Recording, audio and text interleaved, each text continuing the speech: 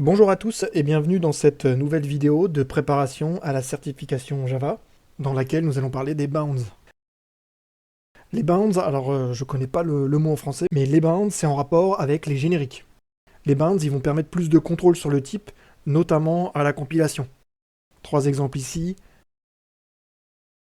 On a différents types de bounds. On a les unbounded wildcards, donc le point d'interrogation seul, et qui permet de recevoir tout type en paramètres.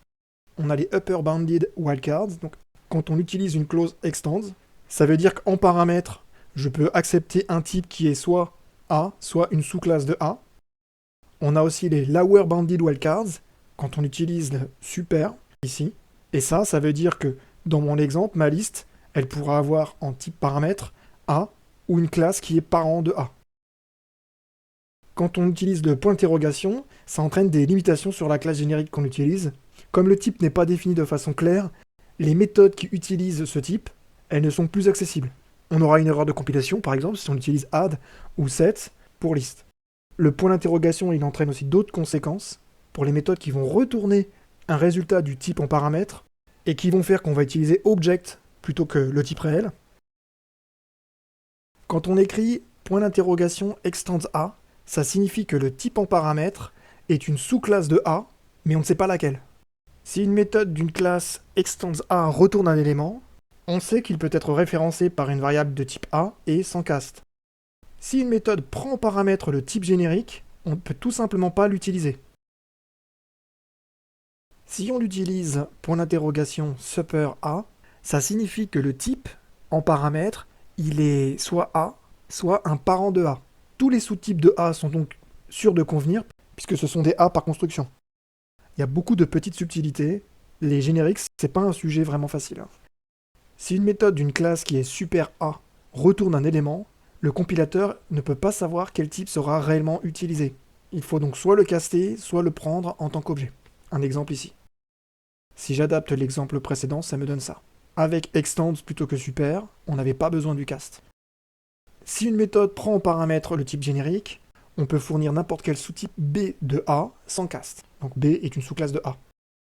Tout ça, c'est assez tordu. Passons à des questions pour essayer de clarifier tout ça. Nos exercices, ils vont se baser tous sur le même contexte. Donc on a une classe générique qui s'appelle gen et qui s'appuie sur un type paramètre t. Elle possède un constructeur qui prend une variable de type t. Elle conserve la référence de cette variable dans un champ t. Elle possède aussi deux méthodes. Une méthode qui va retourner l'objet qu'on aura passé au constructeur, la méthode value, et une méthode stuff qui prend juste en paramètre un objet de type t.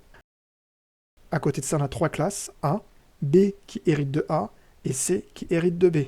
On va les utiliser en tant que type paramètre. Premier exercice, parmi les propositions de droite, lesquelles compilent. Les réponses B et D déjà sont incorrectes. On ne peut pas utiliser le point d'interrogation dans la partie droite d'une déclaration au niveau du new. Le point d'interrogation, c'est uniquement pour la partie gauche. Si dans la partie droite, je précise explicitement le type que je vais utiliser en paramètre, comme ici A et B, le compilateur est en mesure de s'assurer que les objets que je passe au constructeur sont du bon type. Donc D c'est OK, puisque j'ai un gen de A et je passe au constructeur un new A, mais E n'est pas OK, car j'ai un gen de B et je passe au constructeur un A, mais A n'est pas un B, puisque B est une sous-classe de A, et pas l'inverse. Les réponses A et F enfin sont OK. Si on ne précise rien, c'est grosso modo qu'on reste sur de l'object et que le constructeur accepte tout. Si j'utilise ma classe générique de cette façon, avec les trois lignes de code à droite, est-ce que le code compile? Tel qu'on utilise la classe générique, ça revient à travailler sur des objects. Donc j'ai un point value, me retourne un object, et un object n'est pas un string, le code ne compile pas, on a une incompatibilité de type. Si maintenant je cast, cette fois le code compile. Mais pour autant, il ne s'exécute pas correctement, on a une classe cast exception. Ce qu'on a passé au constructeur de gen, c'est 1. 1 c'est un littéral, mais avec l'autoboxing, ça devient un objet, et c'est un integer. Donc G1 contient un integer, et la méthode value me retourne cet integer, même si je n'y ai accès qu'en tant qu'object. Je ne vais pas pouvoir caster cet objet en tant que string, puisque c'est un entier. Et on obtient une classe cast exception. Si si je retire le cast et que dans la partie gauche, je change le type de ma variable O en object. Comment se comporte le programme? Cette fois, le programme, il compile et il s'exécute correctement pour afficher 1. J'ai un point value, ça retourne un object.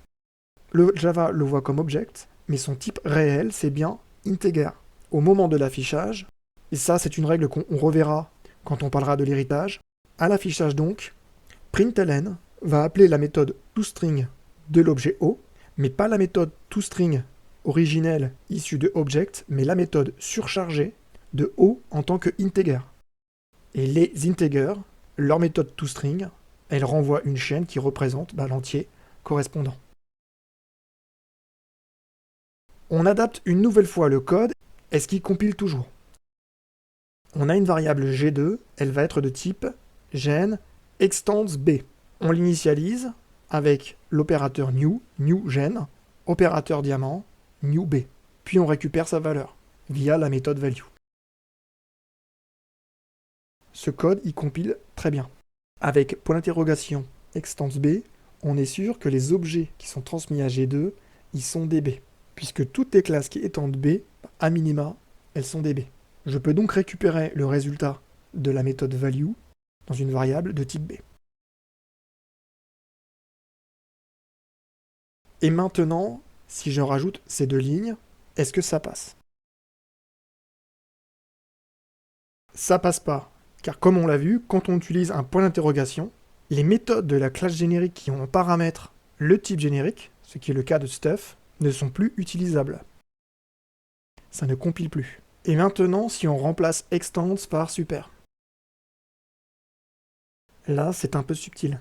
Le souci avec super, c'est que, pour Java, le type utilisé, c'est un type parent de B.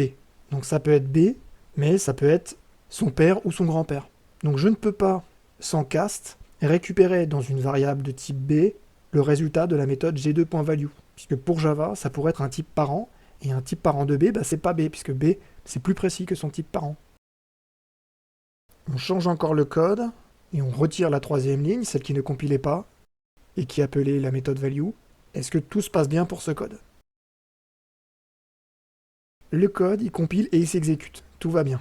On est sûr que quelle que soit la classe parente de B qui va être utilisée pour créer G2, on est sûr que ce sera un type parent de B. Et parent de B, ça veut dire que B convient, mais également ses classes filles, comme c'est le cas de C. Pour une autre classe qui ne serait ni B, ni une sous-classe de B, on aurait une erreur de compilation. Merci à tous et à bientôt pour une prochaine vidéo.